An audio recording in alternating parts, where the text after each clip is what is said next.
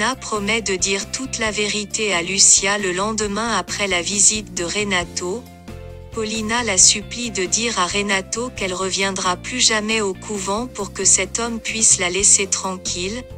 Lucia finit par accepter puis Paulina la serre très fort dans ses bras.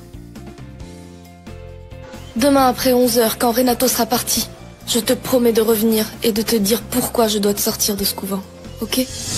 Tu me promets de dire à Renato ce que je t'ai demandé. Je vous le promets. Arrivée dans la maison, Paulina reçoit les papiers de légation des biens d'Alexandro. Cette dernière est très contente. Sylvia fait appel à Enrique pour en discuter tous les quatre concernant la fête de son enterrement de jeune fille le week-end prochain. Florencia et Enrique approuvent tous deux sa proposition. Marco fixe cet homme de travers. Enrique commence à expliquer comment il était amoureux de Florencia, qu'il avait le cœur brisé le jour où il a appris que Florencia a épousé Renato. Celui-ci est heureux d'apprendre que Florencia et Renato sont séparés. De l'autre côté, Natalia accepte de devenir l'épouse de Mike. Père Mathias est venu dans la maison de Marco mais il n'était pas là. Il décide de l'attendre. Peu de temps après, un petit garçon vient annoncer à Mike que Marco est tombé avec sa voiture dans un canal tout près de la maison. Sans réfléchir, Mike décide de se rendre sur les lieux. Arrivé, il est entouré d'une bande de jeunes garçons incluant Camilo Lagos qui l'ont complètement maltraité avec des coups violents. Mike n'arrive même pas à se lever. C'est que je pense que c'est pas très bien mon petit gringo, et que vous partiez tous les deux d'ici en pensant que les Colombiens sont des folles. Faisons un peu.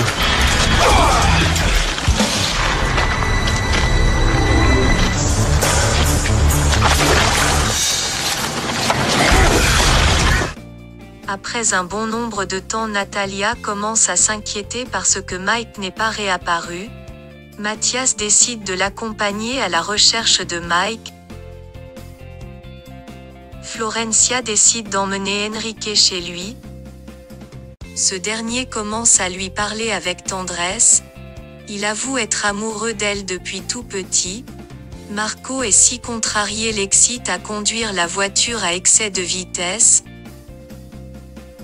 Arrivé à une certaine distance, il voit un homme allongé par terre.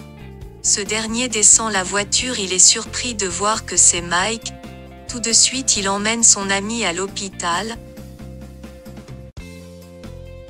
Après avoir vu tout l'argent dans le portefeuille de Mike, Marco s'est rendu compte que c'était pas un vol. Mathias croit que c'est Eusebio qui a causé tout ça puisqu'il était venu le menacer dans la paroisse. Mathias finit par lui dire que Eusebio va tuer Irène s'il lui montre pas la preuve qu'Eduardo est réellement mort. Eduardo jure qu'il va tuer Eusebio si jamais Mike ne s'en sort pas de ses blessures. De l'autre côté, Eusebio exige pour qu'Irène lui dise où est le journal de sa mère, sinon il jure qu'il va devenir très violent envers elle. Natalia, les yeux remplis de larmes, rentre dans la chambre où se trouve Mike. Quelques minutes après, le cas de Mike s'empire. Marco devient très furieux, veut se rendre tout de suite dans la maison d'Eusebio pour en finir avec cet homme, mais Père Mathias refuse. Ensuite Marco demande à Mathias d'aller voir Eusebio pour lui proposer la liberté d'Irène en échange d'Eduardo pour que cet homme puisse enfin d'arrêter de faire du mal à d'autres personnes. Eduardo se rend ensuite dans la chambre de Mike.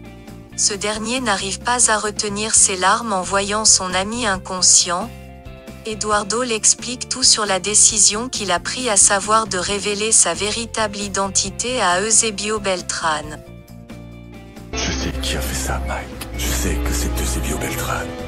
Eusebio avait parlé avec le père. Il avait averti que s'il ne lui donnait pas de preuves de la mort d'Eduardo Montenegro, il tuerait Irène. Demain, le père Mathias ira parler à Eusebio et il lui dira où il peut trouver Eduardo Montenegro. Je t'en prie, ne t'en vas pas.